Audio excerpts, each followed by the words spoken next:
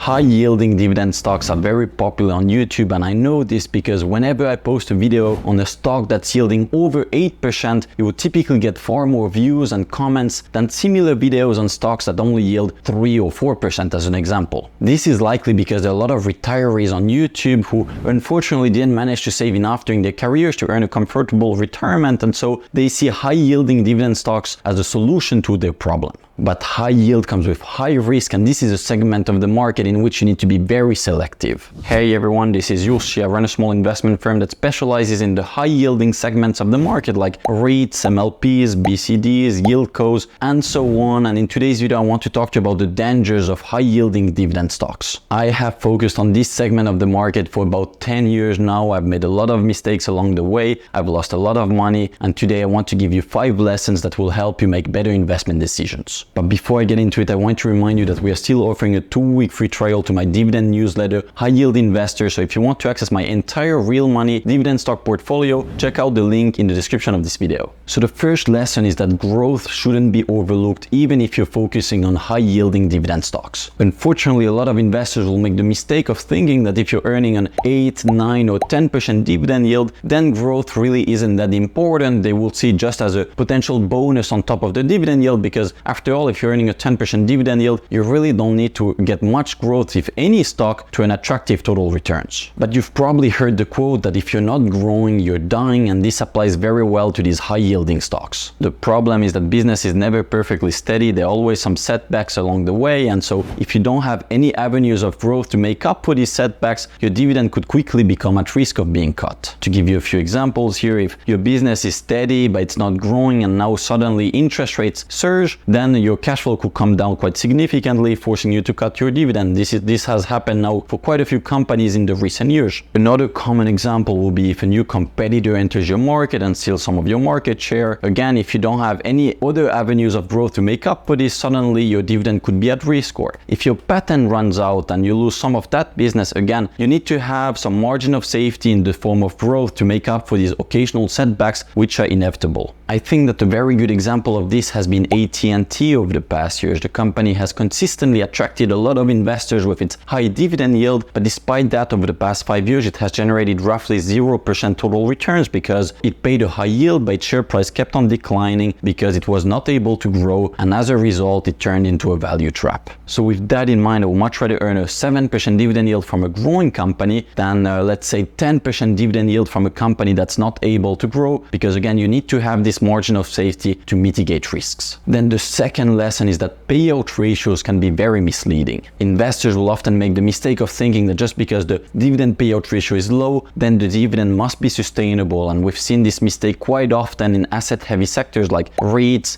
BDCs, and MLPs, because these sectors have a lot of capex and the payout ratios are quite misleading. So to give you an example here, the dividend yield might be 9%, the payout ratio might be 60% today, and so you may think that the dividend is sustainable since there is good margin of safety. Even if the cash flow drops by 20%, the dividend is still well covered. But the problem of these payout ratios is that they fail to adjust for some irregular expenses. And so in the case of REITs, as an example, they may earn steady cash flow for 3 years in a row, and then on the 4th year, they may need to heavily reinvest in some of their properties, leading to a lot of capex. And so they may have a 60% payout ratio on year 1, 2, and 3, and then on year 4, the payout ratio may jump to 200%. And so if you now average out the payout ratio over these 4 years, it gets dangerously close to 100%. And so again, what you thought might be a safe dividend might be actually quite a bit riskier than you initially thought. Moreover, on top of this, the payout ratio does not take the leverage into account. And because of this, you will quite often have situations where a certain company has a lower payout ratio than another, but despite that, its dividend will be quite a bit riskier. To give you an example, a certain BDC may not be using any leverage on its balance sheet, and so because of that, it's able to pay out a larger portion of its cash flow to investors. Perhaps its payout ratio is going to be 85%, and then on the other hand, you're going to have another BCD with a very heavily leveraged balance sheet, a payout ratio of that's lower, let's say at 65%, but despite that, it's going to be quite a bit riskier, again, because of this leverage. Then finally, over time, companies may also lose their access to capital markets, or they may be at risk of losing their investment grade rating or to be downgraded by credit agencies, and so this may cause them to materially cut their dividend, even if their dividend could have been been sustainable over the long run.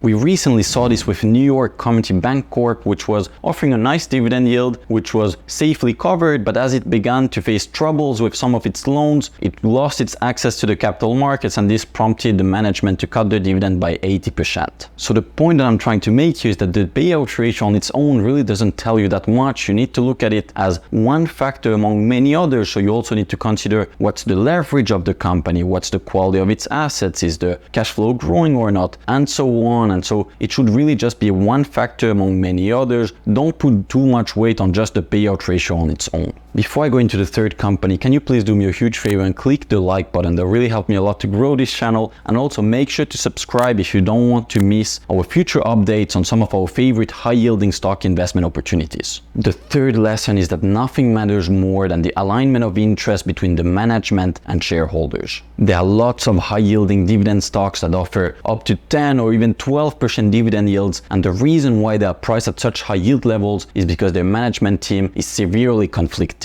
From my experience investing in the high yield space, it's always better to stay away from this type of situations, no matter how low the valuation gets, because a conflicted management team will always find ways to steal from shareholders. This is a problem that we often see in the asset heavy sectors like REITs, BDCs, MLPs, because the management teams will often be compensated based on the volume of their assets under management. This will then push them to issue a lot of equity into the market to buy additional properties, but if these equity issuances are dilutive, this may end up hurting shareholders despite benefiting the managers. A great example of this in the REIT space is called Global Net Lease, ticker symbol GNL. They have consistently issued more shares, raised more equity to buy additional properties, but this was done in a dilutive way, and so it really hurt shareholders to the point that they still haven't earned any return since the company went public many years ago, and yet it allowed the management to justify higher fees for themselves. This REIT was consistently priced at a high dividend yield, often in excess of 10%. Even today it's offering, I think, roughly 12% dividend yield, and despite that the total returns have been negative for shareholders. So I think that this is a great example to illustrate that nothing matters more than the alignment of interest between the management and shareholders, because even if you earn a 12% dividend yield, if the management is conflicted, in the end your total returns are likely to disappoint over the long run.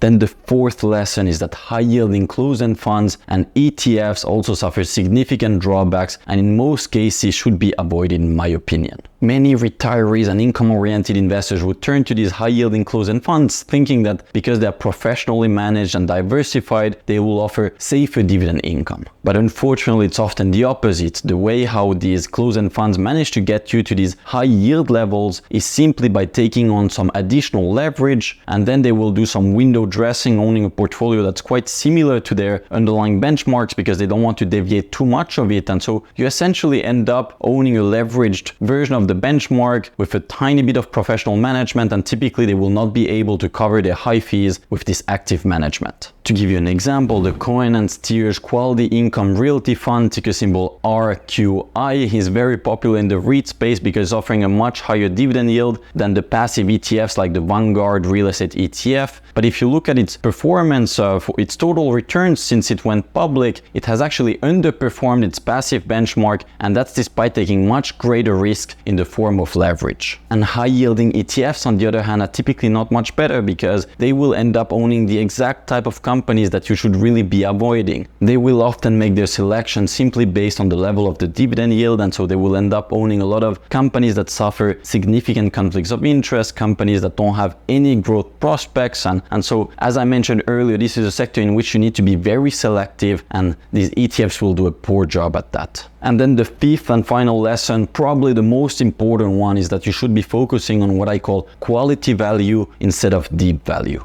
Looking back, whenever I've lost money investing in high-yielding stocks, it has been most of the time when I've been too greedy and I've really reached for yields. Here you need to recognize that the market may be inefficient at times, but it's not completely stupid either. And so if a stock is giving you a 14% dividend yield, most likely there's a good reason for it. So instead of trying to maximize your yield, you should try to optimize your combination of yield, growth, and safety. And from my experience, that's really how you optimize your returns over the long long run. So with that in mind, I would much rather invest in a quality business that's undergoing some temporary issues, that's causing its share price to be discounted, and perhaps it's offering a 7% dividend yield that's safe and it has attractive long-term growth prospects. To me, that's much more attractive than in buying the stock of a 12% yielding company that's facing some severe long-term secular headwinds and that has no growth and could face a dividend cut down the line. So to illustrate this point here, the deep value opportunity here could be a mall REIT. It's offering a very high dividend yield, but its malls will likely keep on suffering over the long run due to the growth of e-commerce and because of the oversupply in this segment of the property market. And on the flip side, the quality value opportunity that's offering a safe 7% dividend yield that's likely to keep on growing over the long run could be an apartment REIT that's facing the pain of oversupply, but we know now that new construction starts have hit a wall, and by the same time next year, its rent growth is likely to reaccelerate. Warren Buffett has famously said that it's much better to buy wonderful businesses at a fair price than fair businesses at wonderful prices, or something like that. I don't remember the exact quote, but this applies quite well to the high yield segment of the market. You shouldn't be greedy and reach for the highest yielding stocks. I think it's much better to try to seek that optimal combination of yield, growth, and value. That's typically in today's market in the 5 to 8% yield segment, not much more than that. Finally, if you want to access my entire stock and fixed income portfolio, you can join High Yield Investor, which is my income newsletter. For a 2-week free trial, I'll put a link to it in the description of this video. As I've said before, this is a real 2-week free trial, meaning that you won't be charged anything in the first 14 days. So if you want to come just to check my portfolio and then cancel, that's perfectly fine with me. Then if you stick around, you will also get a discounted rate. And then finally, once more, if you could please click the like button, that will help me a lot to grow this channel. Thank you so much in advance. See you at my next one. Bye-bye.